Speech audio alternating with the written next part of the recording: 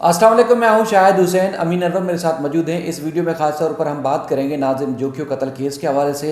नाजिम जोखियों के जो कातिल हैं उनको किस तरह बचाया गया, इंसदादी दहशतगर्दी की दफ़ात लगनी थी और क्यों नहीं लग सकी, वजूहात क्या हैं, और नाजिम जोखियों की जो अहलियाँ हैं उनके ऊपर किस तरह दबाव डालकर जो है वो सुलहनामा जो है वो ख़ास तौर पर दस्तखत करवाया गया, उसका हलफनामा जमा कराया गया, और उसके बाद फिर पीपल्स पार्टी बिलाखिर बचा क्यों रही है, असल वजह क्या है, और सिविल सोसाइटी अगर एहतजाज कर रही है तो उसके एहतजाज क्या रंग लाएगा, ये सारी तफसीलात मेरे साथ आपके सामने रखेंगे अमीन अनवर। अमीन, आपका बहुत शुक्रिया। सबसे पहले जब ये मर्डर हुआ था तो एहतजाज हुआ, एहतजाज के बाद ही जो है ये मुकदमा दर्ज हुआ और इन मुल्ज़मान को नामजद किया गया। अब वजह क्या है, पुलिस क्या क्या कहती है कि क्यों इन मुल्ज़मान का नाम जो है वो फहरिस्त से खारिज कर दिया गया है, और उसके बाद फिर ख़ास तौर पर जिस तरह उसकी अहलिया का नाम लिया जा रहा है कि अहलिया के नाम पर जो है उन्होंने उनके कहने पर मुकदमे में इनका नाम शामिल किए थे और उनके कहने पे हमने मुकदमे में फारिग कर लिए, तो क्या पुलिस ने खुद अपनी तरफ से कोई तहकीकात नहीं की, तफ्तीश नहीं की? चालान में क्या चीज़ें सामने आई हैं? जी बिल्कुल शायद ये 2 नवंबर 2021 का वाक़या है, जहां पर अरब शिकारी जो मेमन गोट के इलाके में उस वक्त शिकार कर रहे थे, जिन्हें रोकने की कोशिश की गई, उनकी वीडियो बनाई जो फेसबुक पे लाइव नशर कर रहे थे नाजिम जोखियो, जिसके बाद उन्हें जाम हाउस से कॉल आती है और उसके बाद उन्होंने अपनी एक वीडियो भी फेसबुक पे अपलोड की थी, जिसमें उन्होंने निशानदेही की थी कि सिंधी में कि मुझे जो है वो धमकियां मिल रही हैं संगीन नताइज की, और कहा जा रहा है कि ये जो शिकारियों की वीडियो बनाई थी अरब बाशिंदों की, वो डिलीट करो वरना इसके नताइज तुम्हें भुगतना पड़ेंगे। उसका ये कहना था कि अगर मुझे कोई नुकसान हुआ तो ये लोग उसके ज़िम्मेदार हैं। उसके साथ साथ उसने मज़र जुनेजो जो वकील हैं, मलिर कोर्ट में प्रैक्टिस करते हैं, उन्हें भी इस तमाम सूरत हाल से आगाह किया था कि ये तमाम इस बात के ज़िम्मेदार होंगे अगर मुझे कुछ होता है। तो उसके बाद उसके भाई अफजल जोखियों को और उसको जो है वो जाम हाउस में बुलाया गया और उसके बाद उसके भाई को वापस भेजा गया रात के 3 बजे, जिसके बाद सुबह जब वो गया तो उसको बताया गया कि उसके भाई का जो है वो इंतकाल हो गया। उसके बाद एहतजाज हुआ, एहतजाज के बाद मुकदमा दर्ज हुआ, और मुकदमा दर्ज होने के बाद जो सिविल सोसाइटी और दीगर जो वहाँ के मकामी लोग थे, उनके एहतजाज पर जाम अवैस गोराम जो रुकने सिंध असम्बली हैं पीपल्स पार्टी के, उन्होंने जाके खुद थाने में गिरफ्तारी दी, जबकि जाम अब्दुल करीम जो रुकने कौमी असम्बली हैं वो मंजर से गायब हो गए और काफ़ी अर्से तक गायब रहे। बलूचिस्तान चले गए थे, वहाँ से जमानत ली, उसके बाद फिर गायब हो गए। बलूचिस्तान हाई कोर्ट से उन्होंने हिफाजती ज़मानत ली कि यहाँ पर आके सरेंडर करेंगे, लेकिन उन्होंने सरेंडर नहीं किया और उसके बाद वो दुबई चले गए, और जिसके बाद तफ्तीश आगे बढ़ी और मुलज़मान का जो है रिमांड हुआ। रिमांड के बाद पुलिस ने अपनी तफ्तीश मुकम्मल की, जिसमें तमाम एविडेंस जो है वो कलेक्ट किया गया, जिसमें उसकी पोस्टमार्टम रिपोर्ट थी, पंजाब फॉरेंसिक लैब से रिपोर्ट मंगवाई गई। इसके अलावा जो मोबाइल फ़ोन था जो कि जलाने की कोशिश की गई थी, लेकिन वो भी जला हुआ मोबाइल फ़ोन पुलिस ने बरामद किया। करीबी जाम हाउस के कुएँ से जो मोबाइल फ़ोन है वो बरामद किया गया, और उसके बाद चालान तैयार करके जब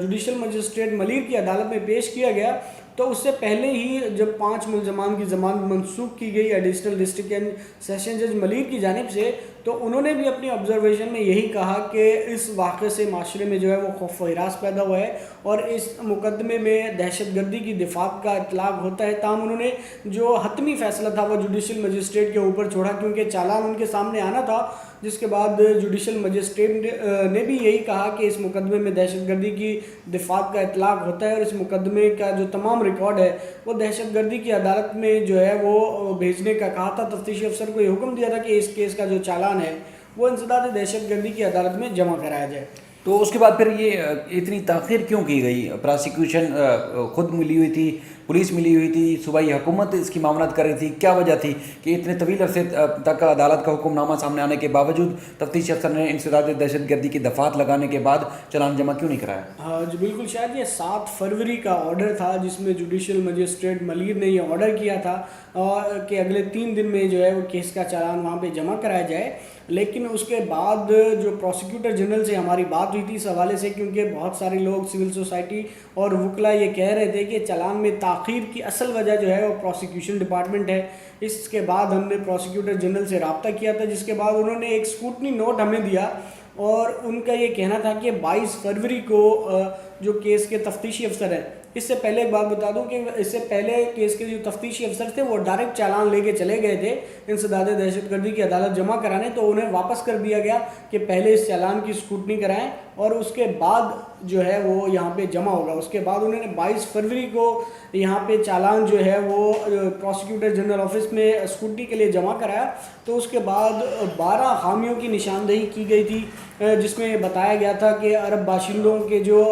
बयान है वो रिकॉर्ड नहीं किया गया, गाड़ी बरामद नहीं की गई है, गवाहों के बयान ठीक तरह से नहीं लिए गए हैं, और इस तरह की 12 खामियों की निशानदेही की गई थी तफ्तीशी अफसर को कि वो इन खामियों को दूर करके लाए ताकि चालान जो है वो जमा कराया जा सके। और उसी रोज़ प्रोसिक्यूटर जनरल का ये मौक़िफ़ है कि उन्होंने उसी रोज़ 22 फरवरी को ही चालान वापस कर दिया था कि इसमें जो खामी है वो दूर करके लाए जाएँ। उसके बाद जो है वो तफ्तीशी अफसर तकरीबन 2-2.5 माह वो गायब रहे। तो ये ट्विस्ट फिर अचानक कैसे है कि जब इसमें जब तहरीक अदम एतमाद पे वोट डालने के लिए जाम करीम ने वापस आना था, उस मामले में ट्विस्ट आया या अहलिया ने खुद ही रजामंदी का इजहार किया कि अब उनके असल ये कातिल नहीं है, दूसरे कोई कातिल है, उनका नाम निकाला जाए? ये बिल्कुल शायद इसमें देखना पड़ेगा, ये 2-2.5 माह की जो ताख़ीर की गई है इसमें ये मेन रीज़न ही इसका यही है कि किसी तरह जो है, इससे पहले आपको एक बात बता दूं कि चालान जमा होने से पहले ही अफजल जोखियो जो है वो इस मामले में जो है वो पीछे हट गए थे। उन्होंने जुडिशल मजिस्ट्रेट मलीर की अदालत में अपना एक 164 का बयान रिकॉर्ड कराया था, जिसमें उन्होंने ये कहा था कि मुझे जाम करीम की जानिब से कसम दे करके ये कहा गया है कि वो इस केस में मुलव्वस नहीं है, लिहाजा जाम करीम का नाम इस केस से निकाला जाए। ये उनका 164 की कॉपी भी हमारे पास मौजूद थी जो उन्होंने जुडिशल मजिस्ट्रेट मलीर की अदालत में रिकॉर्ड कराया था, जिसके बाद ये मामला हाईलाइट हुआ तो वो अपने इस बयान से पीछे हट गए। तो इसके बाद जो मकतूल की अहलियाँ हैं शीरीन जोखियो, उन्होंने वो सामने आई और उन्होंने कहा कि अफजल जोखियो ने इस केस में जो है वो मुलजमान से मिल गया है, लिहाजा वो खुद इस केस की पैरवी करेंगी। तो इसके बाद जब मामला बिगड़ते हुए नज़र आए तो इस केस को की चालान में जो है वो ताख़ीर की गई जानबूझ के तफ्तीशी अफसर की जानिब से। और प्रोसिक्यूटर जनरल का ये कहना है कि उन्होंने IG सिंध को ये लिखा था कि इस केस के तफ्तीशी अफसर को तब्दील किया जाए। इससे पहले भी 2 तफ्तीशी अफसर तब्दील हो चुके थे, लेकिन इस सिराज लाशारी जो इस केस को देख रहे हैं, और इसके अलावा एक JIDG बनाई गई थी 6-7 मेम्बरान पे, उनका ये कहना था कि DSP या SSP लेवल का अफसर जो है इस केस की तफ्तीश करे। स्कूटनी नोट में भी यही लिखा हुआ था कि JID ने रिकमेंड किया था कि एक आला अफसर जो है इस केस को लेकर आगे चले, लेकिन सिराज लाशारी को ही इस केस में अभी तक रखा गया है। प्रोसिक्यूटर जनरल के लेटर के बावजूद इन्वेस्टिगेशन ऑफिसर जो है वो तब्दील नहीं हुआ। तो लिहाजा इससे यही लगता है कि इस तमाम गेम में जो सियासी असर व रसूख ज़रूर इस्तेमाल हुआ है और इसमें सियासी मशीनरी पीपल्स पार्टी की हुकूमत का दबाव बिल्कुल था। और एक बात अहम बता दूं आपको कि जुडिशल मजिस्ट्रेट मलीर की अदालत में एक एप्लीकेशन फ़ाइल की गई थी शीरीन जोखियो की जानिब से, जिसमें उनका ये कहना था कि उन पर दबाव डाला जा रहा है कि केस में कॉम्प्रोमाइज़ कर लिया जाए, केस का चालान जमा नहीं किया जा रहा, और 14 दिन का टाइम होता है जब मुलजमान को जेल भेज दिया जाता है जिस्मानी रिमांड के बाद। उसके बाद 14 दिन में चालान है, उसके बाद ज़्यादा से ज़्यादा 21 दिन में चालान जमा होता है। लेकिन यहाँ पे हमने देखा कि 5 महीने, आप नवंबर से लेकर अब तक जो है वो तकरीबन कोई 5-5.5 माह गुजर गए हैं और अभी तक चालान पे ही फैसला नहीं हो सका कि चालान जो है वो इंसदाद दहशतगर्दी की अदालत का बनता है या सेशन ट्रायल होगा। इस बात का भी वकला के दलाइल होंगे 21 अप्रैल को। और इसमें जो national commission for human rights की जानिब से जो दरख्वास्त दायर की गई है, ये भी एक टर्निंग पॉइंट हो सकता है जिस पे ऊपर दलाइल होंगे, क्योंकि जो जिब्रान नासिर है उनका ये कहना है कि अभी हालिया लेजिस्लेशन हुई थी, कानून साजी हुई थी, जिसमें उनको ये इख्तियार दिया है कि इस तरह के मुकदमात में वो है इस जो मफाद आमा के मामलात हैं उसमें वो इन केसेस की पैरवी कर सकते हैं। और उन्होंने अदालत में भी ये बात रखी कि वो सरकारी वकील की मावनत करना चाहते हैं, उन्हें पार्टी बनने का जो है वो इजाज़त दी जाए। अब देखते हैं कि 21 अप्रैल को इस केस की समाअत होगी। चालान में और जो खातून उनकी जो अहलियाँ हैं उनका जो बयान हल्फी है उसके मुताबिक जाम करीम, जाम अवैस समेत 8 मुलजमान उसके शोहर के कातिल नहीं हैं, 13 मुलजमान। अच्छा, तो वो कातिल नहीं है, लेकिन अगर बर वक्त जब ये जुडिशल मजिस्ट्रेट ने ऑर्डर दिया था तो उस वक्त इंसदादी दहशतगर्दी की दफ़ात शामिल कर ली जाती, तो क्या ये मुलजमान बच सकते थे या नहीं बच सकते थे? ये क्या वजह ठहरी? देखिए, शायद जब इस केस की इन्वेस्टिगेशन हुई थी तो इन्वेस्टिगेशन ऑफिसर्स को ये इख्तियार होता है कि वो सेक्शंस जो है वो बढ़ा सकता है या कम कर सकता है, लेकिन कोर्ट जो है फाइनली उसका डिसीजन लेती है। जब एक जुडिशल मजिस्ट्रेट की जानिब से ये ऑर्डर आ गया था और उसके बावजूद 2.5-3 माह जो है वो ताख़ीर की गई ताकि किसी तरह जो है वो जो वर्सा हैं नाज़िम जोखियों के उनको कंप्रोमाइज़ के लिए जो है वो तैयार किया जा सके, और इसमें भी यही हुआ। तो बिलाखिर जो सिंध हाई कोर्ट में हलफनामा जमा कराया गया था 2 मुल्ज़मान की, जो मीर अली और हैदर अली की दरख्वास्त ज़मानत यहाँ पर ज़ेर समाअत थी, उसमें ये हलफनामे में कहा गया है कि उन्हें पहले मिसगाइड किया गया था, गलत तौर पे बताया गया था कि जाम करीम, जाम अवैस समेत जो दीगर लोग इसमें मुलव्वस हैं, ताहम उन्हें अब हकीकत का इल्म हो चुका है और नाज़िम जोखियों के कत्ल में जो है जाम करीम और जाम अवैस समेत 13 मुल्ज़मान जो हैं वो शामिल नहीं हैं। जिसके बाद पुलिस ने जो पहले इन्वेस्टिगेशन की गई थी वो सब की सब जो है वो रद्दी की टोकरी में डाल दी, और एक 2.5 पेज का जो चालान है जिसमें वक़ुआ क्या हुआ और इसके अलावा जो है जो हलफनामे को बुनियाद बनाया गया है तफ्तीशी अफसर की जानिब से कि हलफनामे में जो शीरीन जोखियों और उसके वर्सा हैं उनका ये कहना है कि ये जाम अवैस, जाम करीम समेत 13 मुल्ज़मान जो है वो इस केस में मुलव्वस नहीं है और नाज़िम जोखियों के कत्ल को एक हादसा करार दिया है। उनका ये कहना है अपने हलफनामे में कि हैदर अली और मीर अली और नियाज सालार जो 3 मुल्ज़मान हैं इनका झगड़ा हुआ था नाज़िम जोखियों के साथ, और गैर इरादी तौर पर जो है इस झगड़े के दौरान नाज़िम जोखियों का कत्ल हुआ है ये। और ताहम उनका ये कहना था कि वो अल्लाह ताला के नाम पे जो है इन तमाम मुल्ज़मान को माफ़ अच्छा, ये पहले भी जिस तरह शाहरुख जोतई वाला मामला था, उनकी फैमिली जो शाहज़ेब की थी उनकी तरफ से भी ये कहा गया था कि उन्होंने अल्लाह की रज़ा के लिए माफ़ किया है, तो वहाँ पर भी देखने में आया कि पैसा चला, बाहर मुल्क से बाहर सेटलमेंट हुई, लेकिन उसके बावजूद शाहरुख जोतई जेल में है। तो अगर इसमें भी दफ़ात लग जाती तो क्या ऐसा हो सकता था कि ये मुल्ज़मान जिनके नाम खारिज किए गए हैं, चाहे मुद्दई माफ़ भी कर दे, ये मतलब उनके अहल खाना वो, या उसके बाद सूबाई हुकूमत छोड़ने की कोशिश भी करे, तो क्या वो छोड़ सकती थी?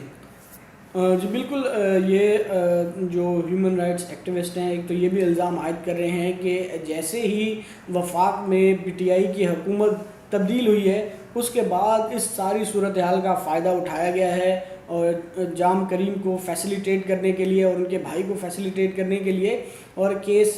इस तरह कमज़ोर किया गया है जिसमें अब गैर इरादी तौर पर इस कत्ल 3 लोग अब बराए नाम ही ये केस रह गया है पुलिस के बकौल। लेकिन अगर अदालत कॉग्निजेंस लेती है और अदालत के ऊपर ये अदालत पाबंद नहीं है कि इनसे जो तफ्तीशी अफसर की जो रिपोर्ट है इससे इत्तफाक करे, अदालत चाहे तो इसे मुस्तरद करके तमाम जो मुल्ज़मान हैं उनके ख़िलाफ़ कॉग्निजेंस ले सकती है और उन्हें इस बतौर मुल्ज़िम जो है वो